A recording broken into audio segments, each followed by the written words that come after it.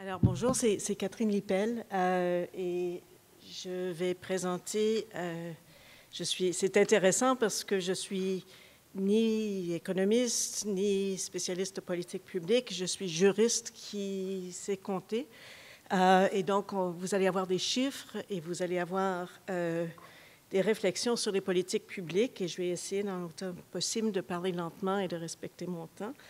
Je veux premièrement reconnaître, et évidemment ici on ne voit absolument rien, mais je sais qu'Amélie Funès est dans la salle et je soupçonne que Michel Vézina ne l'est pas. Michel était premier auteur de l'enquête Écotest qui fait partie d'une bonne partie des résultats que je vais vous présenter aujourd'hui et qui avait été abordé la première journée de ce colloque par quelqu'un qui travaillait sur l'immigration et les travailleurs immigrants.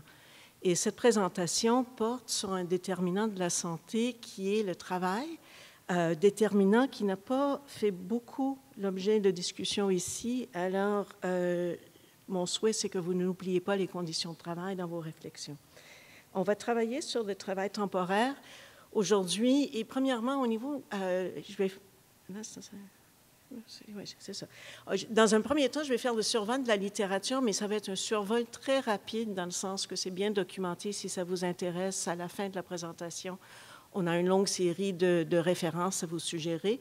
On va regarder d'une part les enjeux relatifs aux risques pour la santé associés au travail temporaire et aussi les enjeux relatifs à l'effectivité du droit ou l'effectivité des protections sociales en santé et sécurité du travail pour cette population particulière.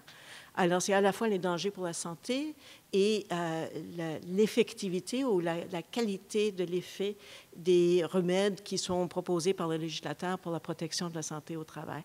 La bonne partie, la majorité des diapos va porter sur l'écotests et les résultats de l'enquête québécoise sur les conditions de travail et d'emploi en santé et sécurité du travail.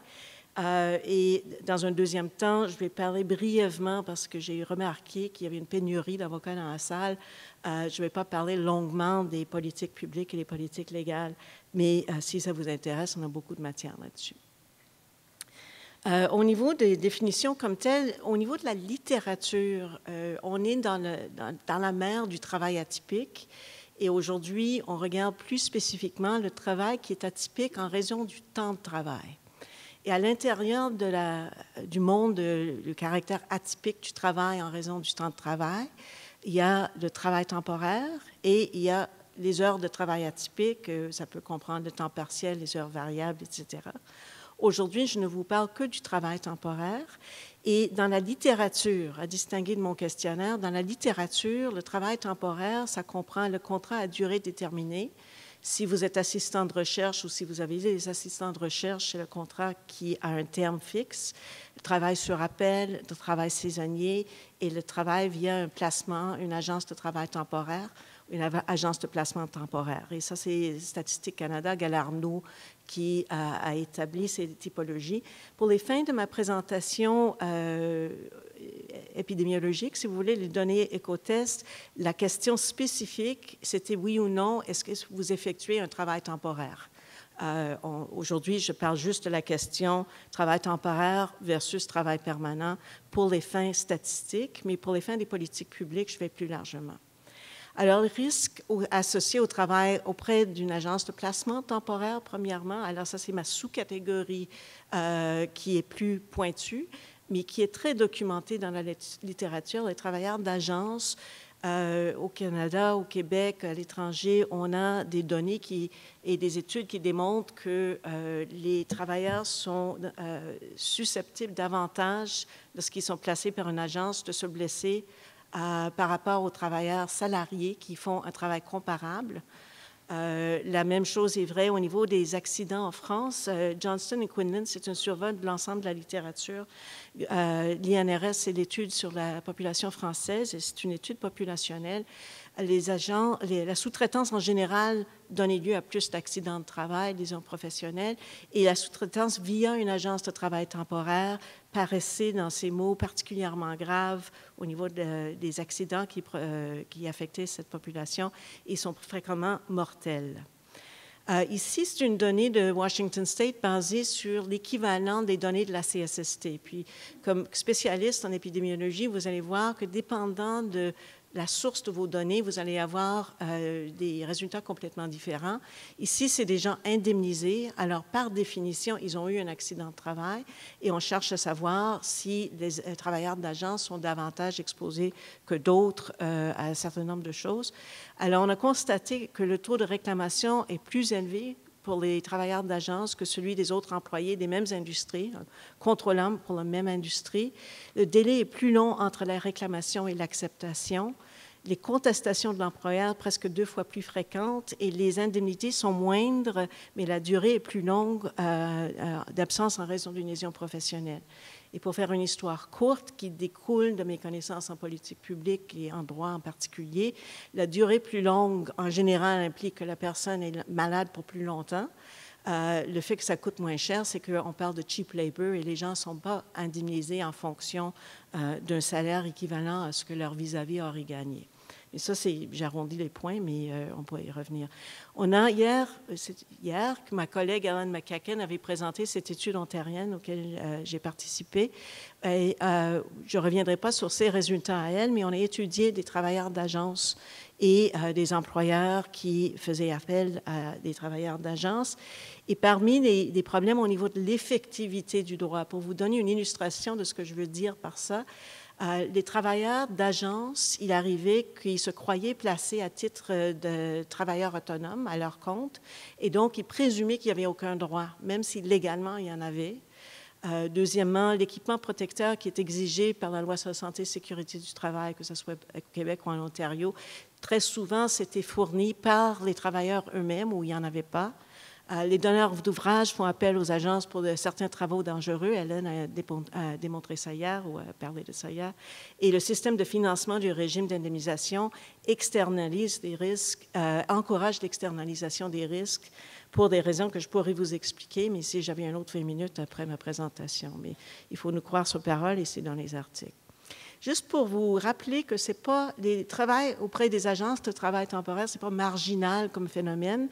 J'ai fait l'expérience, c'était le 10 avril que j'ai appliqué ça. Je suis allée sur le site d'Emploi Québec et lorsque vous regardez pour tout le Québec, pour 2 postes en particulier, secrétaire et manutention, on a le choix sur le site via une agence de travail temporaire ou directement embauchés par l'employeur, et 36 % des emplois dans ces 2 secteurs-là étaient offerts par des agences de travail temporaire ou d'autres intermédiaires.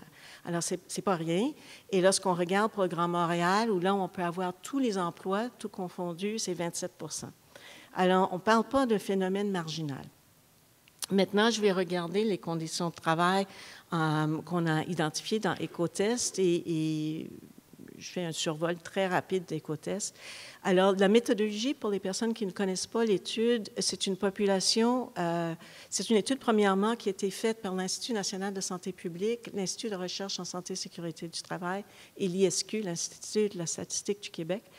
La population et l'étude, c'était des travailleurs québécois de 15 ans et plus, occupant un emploi rémunéré à titre d'employé ou de travailleur autonome depuis au moins 8 semaines, à raison de 15 heures ou plus par semaine. L'échantillon était aléatoire et c'est une enquête par téléphone.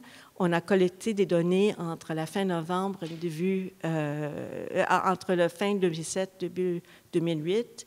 Et il y avait 5071 répondants. On a fait la pondération qui fait en sorte que les résultats sont représentatifs de la population québécoise qui travaille.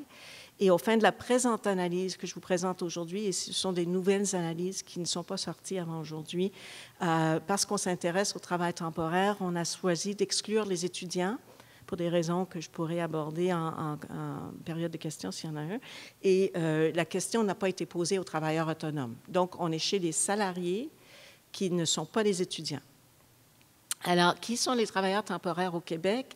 11,5 % des salariés sont temporaires, mais si on exclut les étudiants, c'est 8,7 % des personnes qui travaillent au Québec comme salariés qui sont en vertu d'un contrat de travail temporaire.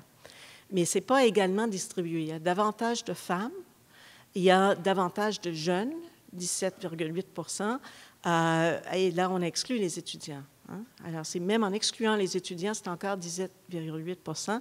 Les gens nés à l'étranger, c'est important en lien avec la première présentation qu'on a eue avec ces données-là. C'est vraiment, il faut regarder par les gens nés à l'étranger, depuis combien de temps ils sont au Québec. Ils sont au Canada. On n'a pas de questions sur le Québec au niveau de la naissance et l'établissement. Alors, le quart, presque 24 % des gens qui sont nés à l'étranger et qui sont ici depuis moins de 5 ans, ont un travail temporaire, ce qui est énorme lorsque vous réalisez que pour tout le monde, c'est 8,7 %. 5 à 9 ans, c'est 14 % encore. Et rendu à 10 ans et plus, c'est comparable à la population née au Canada. En d'autres mots, 19,7 % des immigrants récents, moins de 10 ans, versus 8,2 % pour les 10 ans et plus, et les gens nés au Canada, font un travail temporaire. Et si on se rappelle que c'est des travaux qui vous exposent dans d'autres études à plus de dangers, c'est important de le réaliser. Alors, on a fait des analyses multivariées, et c'est ça qui ne paraît pas dans le rapport d'Écotest et qui est nouveau. Et qu'est-ce qui détermine, qu'est-ce qui contribue à déterminer que vous allez faire un travail temporaire? La première chose qui est en haut, j'imagine que vous voyez ça, mais on a fait une analyse stratifiée selon le sexe. Alors, vous avez les femmes en rouge, les hommes en vert, que ce soit pour les hommes ou les femmes. Merci, c'est bon. Le secteur de l'enseignement ressort, si vous êtes un homme, vous avez 6,8 %. Le facteur de risque ou le rapport de cote, c'est 6,8 par rapport aux autres secteurs. Les gens qui sont embauchés dans l'enseignement au Québec, maintenant, c'est beaucoup du travail temporaire par rapport à ce qu'on avait avant. Et n'oubliez pas que j'ai exclu mes étudiants ici. Ça, ce n'est pas les assistants de recherche qui sont là. Immigrants récents, rapport de cote 2,2 pour les femmes, 3,2 pour les hommes. Au niveau de l'âge, chez les hommes et chez les femmes, les moins de 25 ans sont en bas, sont davantage exposés, susceptibles d'être en travail temporaire. Chez les femmes, ça va jusqu'à l'âge de 34 ans. Notre comparateur était 55 ans et plus, notre référence, si vous voulez. Et dans le fond, si on avait choisi la référence de 45 à 54 ans, l'écart a été encore plus grand. Alors, c'est parce qu'on commence à prendre sa retraite et de prendre des jobs temporaires en vieillissant. Donc, c'est vraiment un phénomène de jeunes, mais chez les femmes, c'est les jeunes et 34 ans, ce n'est pas si jeune que ça. Au niveau des conditions de travail maintenant, je vais en aborder quelques-uns. Au niveau des horaires, les heures de travail sont moindres, mais pas tant que ça. C'est 36 heures en moyenne comparé 39,46 pour les temporaires. Ils sont davantage susceptibles de travailler à temps partiel que leur vis-à-vis permanent. Ils ne travaillent pas le jour davantage. Par contre, c'est les permanents qui travaillent davantage les fins de semaine. L'horaire non régulier, c'est le sort des temporaires, et le cumul d'emplois, le fait d'occuper plusieurs emplois en même temps, donc le jour de l'enquête, c'est davantage le sort des temporaires. Au niveau des conditions négatives d'emploi, mais l'insécurité d'emploi, on a plus que le double chez les temporaires qui a connu une période de chômage dans les 2 dernières années. Lorsqu'on regarde la pauvreté, et ça, c'est basé sur les 5 quintiles qui sont ajustés pour à la fois la région et la taille du ménage. Les temporaires sont en bleu foncé et vous voyez que le premier quintile, le plus faible, ils sont disproportionnellement pauvres, essentiellement. Et ça, c'est le revenu de ménage. Alors, ça ne veut pas dire qu'ils vivent dans des ménages pauvres. Avantages marginaux et conditions de travail associées au travail temporaire. Dans l'écotest, on a beaucoup de conditions, mais on a retenu celle-ci qui est ressortie d'une manière significative. Au niveau de l'accès au congé pour raison familiale, les risques relatifs de ne pas avoir accès à ça, pour les hommes, c'est 2,4, les femmes 1,6. Pas de congé maladie payé, pas de régime de retraite, pas d'assurance salaire en cas de maladie. Le fait de travailler de soir ou de nuit, c'est encore une fois, c'est les temporaires qui sont davantage exposés. Les horaires de travail réguliers, ça ressort dans les analyses multivariées. Et le travail à temps partiel, et particulièrement chez les hommes, c'est un facteur de 8 par rapport à ça. Les femmes permanentes ou temporaires, il y en a beaucoup plus de femmes qui travaillent à temps partiel, mais chez les hommes, le fait de trouver des travailleurs temporaires qui travaillent à temps partiel, c'est important comme résultat dans la littérature sur les conditions de travail. Lorsqu'on parle de jours de vacances pour la santé, c'est aussi important. Les risques relatifs de croire qu'on n'en a aucun, c'est très élevé pour les temporaires. Et étant donné que la loi sur les normes du travail garantit les vacances, on est en train de mesurer l'ignorance des droits aussi. Les temporaires ne croient pas qu'ils ont des vacances. Parce qu'essentiellement, ils finissent leur contrat, puis là, s'ils prennent des vacances, ce n'est pas vraiment des vacances, ils cherchent d'autres emplois. Ou s'ils partent, et c'est à leurs frais, donc ils n'ont pas l'impression d'avoir des vacances associées à leur travail. Et ceux qui disent, oui, j'ai des droits aux vacances, et ils sont beaucoup plus susceptibles d'en avoir 10 jours ou moins, comparé à leur vis-à-vis permanent. Au niveau de la violence au travail, ce sont des résultats intéressants et qu'on traite ailleurs aussi. On a mesuré dans l'écotest 3 formes de violence au travail. Pour le harcèlement sexuel, on a des résultats significatifs chez les hommes au niveau du travail temporaire, avec un rapport de cote de 3,2. Et ceci est logique dans le sens que les femmes sont très majoritairement victimes de harcèlement sexuel par rapport aux hommes. Qu'elles soient permanentes ou temporaires, nous sommes davantage susceptibles d'être exposés au harcèlement sexuel. Tandis que c'est rarissime chez les hommes, sauf chez les temporaires. Alors, ça, c'est un résultat qui est intéressant. Au niveau de la violence physique, il n'y avait rien de significatif parce qu'on n'a pas assez de population pour pouvoir faire quelque chose d'utile. Et le harcèlement psychologique, chez les femmes, le fait d'être temporaire est protecteur. Et j'ai beaucoup d'idées sur les raisons pour lesquelles ça serait normal, mais j'en parlerai pas tout de suite. Au niveau des limites de l'étude écotest, premièrement, l'éligibilité à l'étude, il fallait avoir travaillé depuis au moins 8 semaines. Donc, ça sous-estime la population des temporaires qui sont, s'ils viennent de commencer un nouveau contrat, et bon, ils ne seraient pas éligibles. Parler français ou anglais est une condition qui fait en sorte que si vous êtes intéressé à travailler sur les immigrants, mais réalisez que les gens qui parlent ni français ni anglais ne sont pas dans l'écotest et les gens qui sont arrivés depuis moins de 5 ans sont plus susceptibles d'être dans cette situation.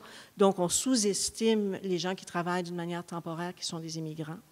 Et c'est une étude transversale, donc il n'y a pas de lien de cause à effet qu'on peut établir. Et la taille de l'échantillon, comme vous avez pu voir, nous empêche de faire des mesures de précision. Je continue dans les 4-5 minutes. Je peux y aller?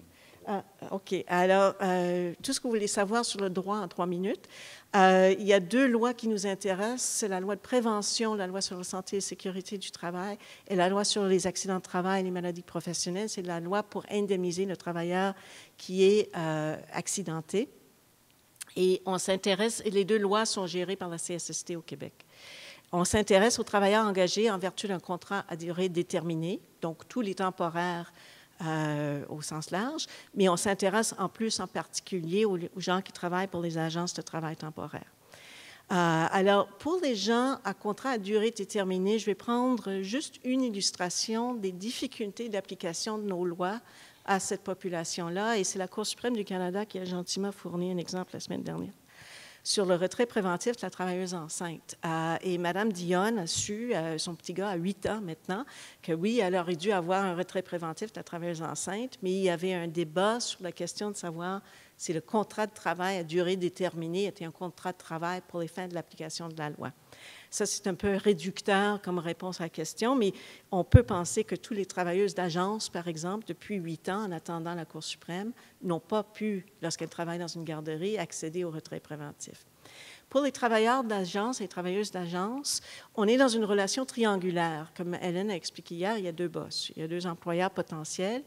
Et l'histoire courte du problème avec ça, c'est qu'en présence de relations tripartites, on ne sait pas qui est responsable de quoi et on ne sait pas c'est quoi nos droits et nos obligations. Et c'est autant un problème pour les travailleurs qui ne savent pas si ils ont des droits parce qu'ils sont sont pas syndiqués du tout chez les agences, c'est rarissime. Ils ne sont pas dans une position de les exercer parce qu'ils sont très vulnérables. Les employeurs, même s'ils sont de bonne foi, ils ne connaissent pas leurs droits. Et il y a une incitation assez grande, pour des raisons complexes, je n'expliquerai pas tout de suite, de ne pas de ne pas assumer ses responsabilités. Parce que si vous êtes client et vous avez, par exemple, une grande entreprise ABC et vous faites venir des manutentionnaires, si vous commencez à leur dire quoi faire, il y a un juge québécois qui peut vous dire que vous êtes le véritable employeur. Et si vous êtes le véritable employeur, toutes les obligations à gauche tombent sur vous, y compris les cotisations à la CSST. Il y a toutes sortes d'obligations économiques qu'on essaie d'éviter comme donneur d'ouvrage en faisant venir un travailleur temporaire. Et Ellen l'a expliqué d'une manière éloquente hier. On sous-traite, entre autres, le travail le plus dangereux parce que là, ça va aller sur la facture de l'agence et non pas du donneur d'ouvrage. Alors, en conclusion, et juste pour faire la boucle avec les deux présentations sur les politiques publiques, l'étude avec Ellen a mené, et c'est dans 40 ans de carrière, c'est très rare que je vois mes études qui mènent à un changement de législation proposé. C'est mort au feuilleton, c'est tombé à cause du fait que le gouvernement ontarien vient de tomber. On a déjà fait des recommandations sur les agences au Québec, et encore une fois, disons que it's a different ball game, on pourrait dire, au Québec depuis quelques semaines. Alors, pour conclure, et j'en ai juste une, l'écotest nous permet d'avoir un portrait des caractéristiques des travailleurs temporaires, de certaines de leurs conditions de travail. Prendre ces résultats et ces connaissances et regarder l'application des lois sur la santé et sécurité du travail nous informe en ce qui concerne les agences, les travailleurs d'agence, que les lois sont parfois mal adaptées à leur réalité. Et donc, la protection sociale qui existe en théorie n'existe pas en pratique. Et en ce qui concerne le deuxième, le recours au travail temporaire permet de retarder, comme on a vu avec la Dionne, ça complique les affaires qui fait en sorte qu'on peut contourner la loi en ne pas l'appliquant. Et ce n'est pas une population qui va s'adresser beaucoup aux tribunaux. Madame Dionne était syndiquée, il n'y en a pas beaucoup qui le sont. Merci beaucoup. Merci.